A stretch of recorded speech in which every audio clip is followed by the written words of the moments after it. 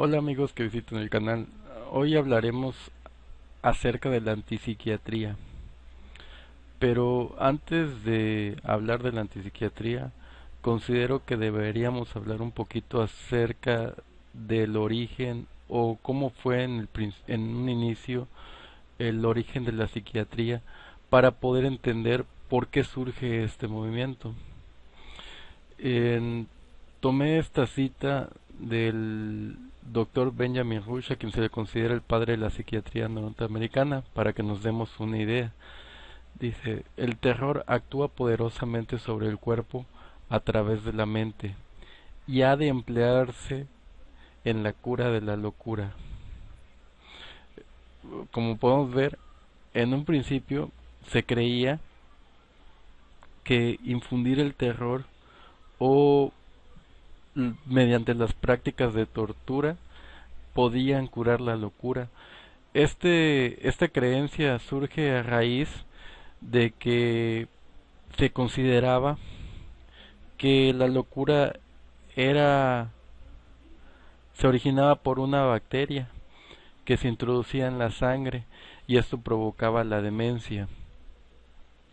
Entonces decían que a través de sangrar el cuerpo es que podrían curar y de ahí surgen diversas prácticas, ¿no?, de tortura. Entonces, a raíz de esta práctica psiquiátrica tradicional, surge el movimiento de la antipsiquiatría, que es un movimiento crítico que cuestiona las prácticas psiquiátricas tradicionales y la noción de enfermedad mental sobre la cual se apoya desde mediados del siglo XIX. Bueno, esta noción de enfermedad mental la la critica el movimiento antipsiquiátrico debido a que, a diferencia de una enfermedad como la diabetes, en el caso de las enfermedades mentales, podría decirse que no hay una evidencia de qué es lo que origina esta enfermedad mental. En la diabetes sabemos que es por una deficiencia de insulina, lo que hace que haya en alza de glucosa, ¿no?, y por ende problemas de diabetes, que sería un desequilibrio bioquímico, ¿no?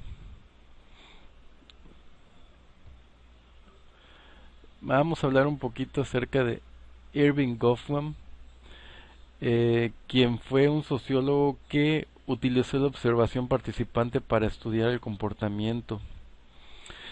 Vamos a hablar un poquito acerca de su obra Asilos, que en esta obra lo que él hace o es narrar su investigación dentro de un hospital psiquiátrico. Dentro de la misma obra maneja el concepto de institución total y dice que una institución total es un lugar de residencia y trabajo donde un gran número de individuos en igual situación, aislados de la sociedad por un periodo apreciable de tiempo, comparten en su encierro una rutina diaria administrada formalmente.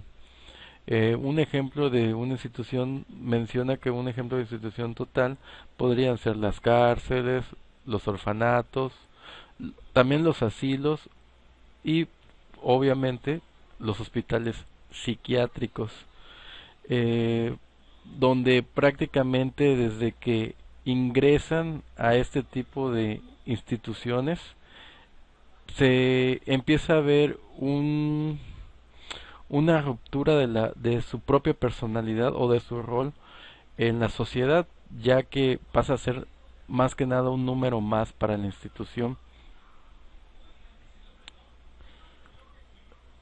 Para entender un poquito más acerca de lo que quería decir con su concepto de instituciones totales, me gustaría mencionar algunos puntos importantes que extraje del libro de Goffman. Eh, en él menciona que cualquiera que sea la estabilidad de la organización personal del recién internado, ella confirma una concepción tolerable del yo y le permitirá un conjunto de mecanismos defensivos ejercidos a su discreción para enfrentar conflictos de desacrédito y fracasos. Es decir, que no importa el nivel prácticamente o el rol que uno juegue en la sociedad, eso es parte de lo que me brinda mi personalidad. Él menciona en su libro que incluso los otros en la sociedad somos actores, hace muchas analogías a las obras teatrales, ¿no? Y entonces él menciona que todos jugamos o desempeñamos un papel en la sociedad en el cual prácticamente nos ponemos una máscara y salimos a escena, pero eso vendría a darnos nuestro rol o nuestra personalidad que nos vendría a brindar cierta estabilidad. Pero dice que apenas ingresa el interno, se le despoja de todo ese apoyo social, es decir, de lo que me hacía hacer yo, lo tengo que dejar a un lado porque voy a entrar a una situación donde me van a aislar. Ahí empiezo a sufrir una despersonalización. E incluso en algunas instituciones comienza para él, en algunas instituciones, eh, en los primeros meses no se permite el, el contacto o recibir visitas de personas externas para que el interno se vaya adaptando de forma más fácil a la vida cotidiana en la institución. Por lo que dice que la barrera que las instituciones totales levantan entre el interno y entre el interno y el exterior vendría a marcar la primera mutilación del yo, debido a que existe un despojo del rol con el cual contaba en su vida. Como mencionaba en un principio, el mi vida cotidiana, las personas con las que convivo, incluso mi ropa, mi vivienda, todas las actividades y gente con la que yo me desenvolvía en mi medio, en mi rol, vendría a ser lo que me hacía yo, valga. También al final menciona que, que en las instituciones, o en el caso de los hospitales psiquiátricos, debe descubrirse un crimen que corresponda al castigo, porque debido a que si una persona no acata, digamos, de cierta forma la conducta que debe de llevar dentro de la institución, se le castiga. Eh, Muchas veces, o sea, de hecho, más que nada el manejo en la psiquiatría tradicional es muy, está basada mucho en el conductismo, de que si no actúas de cierta manera, se te quitan privilegios o en el caso de que empieces a actuar de la manera que ellos quieren o el hospital quiere, se te brindan ciertos beneficios, ¿no? Incluso pues ya conocemos los castigos que se daba en este tipo de instituciones eh, tradicionales psiquiátricas, como pueden ser las convulsiones inducidas por electroshocks, la famosa silla tranquilizadora donde lo mojan con agua fría al interno o los baños de agua fría, eh, y diversidad de castigos. La conclusión que maneja el libro es que en un hospital médico las incapacidades físicas del paciente se interpretan como un signo de tratamiento. Aunque le disguste o lo confine, es necesario para su propio bien y le conviene aceptarlo. En un hospital psiquiátrico las dificultades de ser un paciente fácilmente manejable tal vez su poca voluntad para el trabajo o falta de cortesía con el personal tienden a tomarse como prueba de que no está preparado aún para la libertad y necesita someterse a un tratamiento ulterior.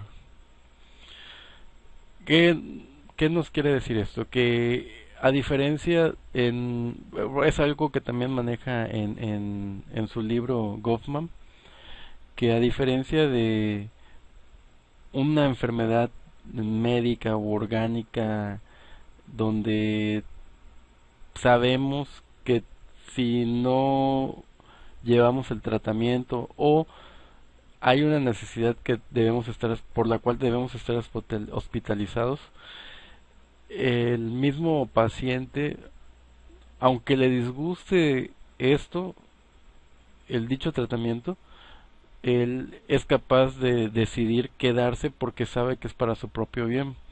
En un hospital psiquiátrico o tradicional prácticamente no les daban la opción o no les dan la opción, simplemente el que no actúen de una manera correcta em, pues es prueba de que están mal, por lo que se les interna aún pese a su voluntad.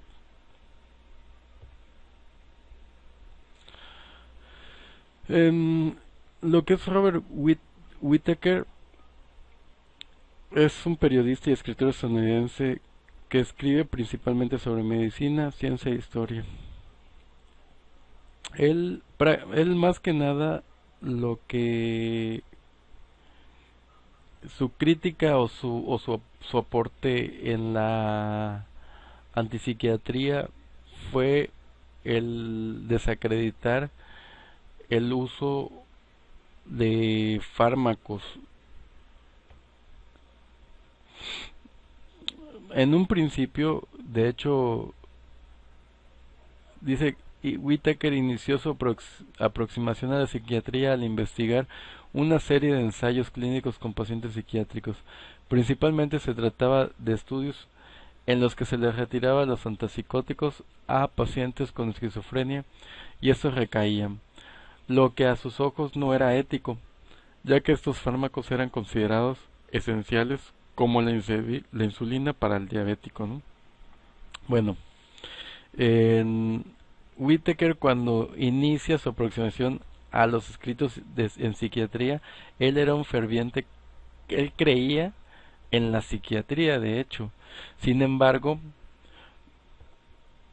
cuando empezó su investigación, él se dio cuenta que había datos que no encajaban. En, por ejemplo, dice que estudios de la Universidad de Harvard de mediados de la década de los 90 concluían que el pronóstico de los pacientes diagnosticados de esquizofrenia no habían mejorado en los últimos 20 años. Otro, otro estudio de la OMS apuntaba que los pacientes de países en vías de desarrollo que reciben menos tratamiento tienen un mejor funcionamiento social.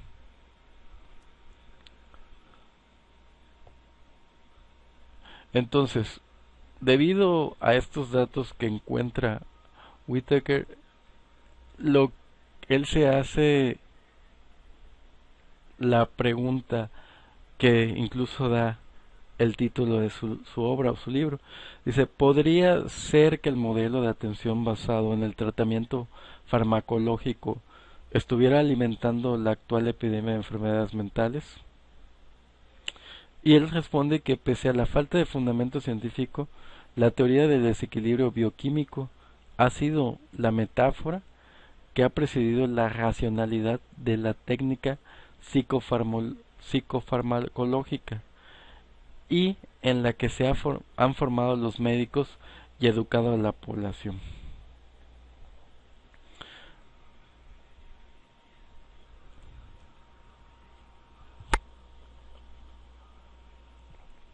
Entonces, podríamos decir, dañan más que benefician los psicofármacos. Y él responde 4 puntos principalmente acerca de los psicofármacos. Dice que los psicofármacos pueden producir efectos benéficos a corto plazo, pero a largo plazo su eficacia disminuye. Y, como grupo, los pacientes que han dejado de tomarlos tienen un mejor pronóstico que los que continúan con ellos. Otro punto es que los efectos secundarios a largo plazo, tanto físicos como mentales,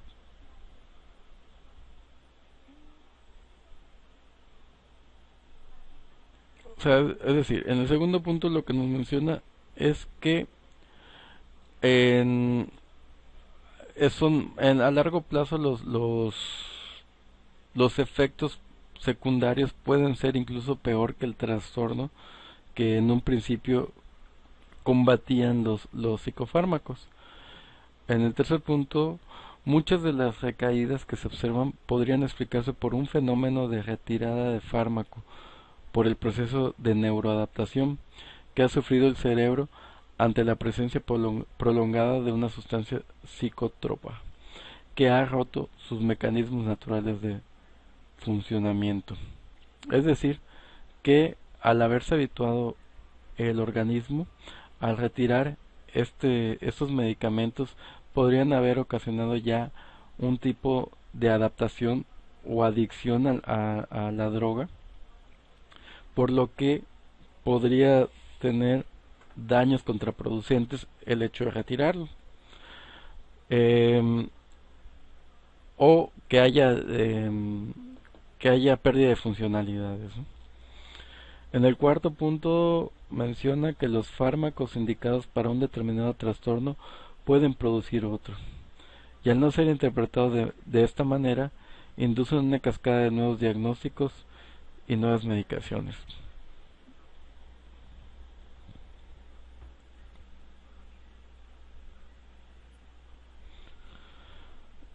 El doctor Colin Rose es un investigador, autor y conferencista en el campo de la disociación de los trastornos con el trauma. Él estudia principalmente lo que es la personalidad múltiple y trastornos relacionados con eventos traumáticos, ¿no? Por lo que su modelo se llama terapia de trauma, y dice que es un enfoque terapéutico para tratar los traumas, la disociación y la comorbilidad compleja o violación de los derechos humanos por los psiquiatras americanos. Él prácticamente estaba en contra del enfoque que manejaba la psiquiatría, o más bien del trato que brindaba la psiquiatría. Eh, incluso podríamos mencionar que, como en su inicio, Freud también no le parecía correcto el trato que le daban los pacientes que tenían problemas mentales. Eh, Él prácticamente también estaba en contra de cómo eran tratados esos pacientes con problemas mentales. Entonces, y en el Instituto Rose prácticamente lo que hizo fue adaptar eh, lo que él consideraba que no iba en contra, o era más humanizado el trato, donde trataba programas para tratar problemas mentales relacionados con traumatismos psicológicos, trastornos de estrés postraumático, trastornos del límite de la personalidad, depresión y trastornos disociativos de la identidad. Ahora, John Ronson, él es un escritor y presentador televisivo británico. Él se involucra en el área de la psiquiatría debido a que le llama la atención la historia de un preso que fingió una enfermedad mental para ser sentenciado a menos años, pero sigue internado en un penal psiquiátrico.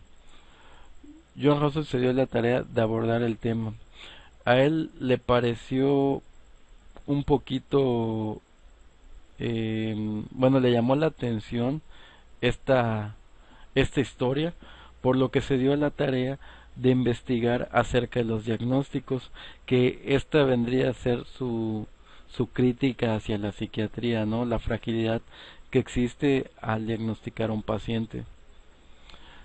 Dice que Rawson aprendió de Robert Hare, que era un desarrollador de test que diagnostica la psicopatía, a descubrir psicópatas, por lo que aplicando el test pone en tela de juicio la salud mental de amigos y conocidos. Él lo que hizo principalmente fue aplicarle ese test a muchos amigos y personas que conocía, y prácticamente la mayoría tenían, salían que tenían problemas de psicopatía.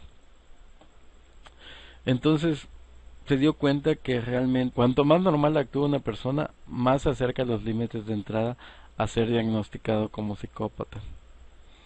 Entonces, mientras más anormal actúa un individuo, es prácticamente tiene menos posibilidades de ser denominado un psicópata, que es un poquito irónico, por lo que, o le pareció un poquito irónico a, a Ronson.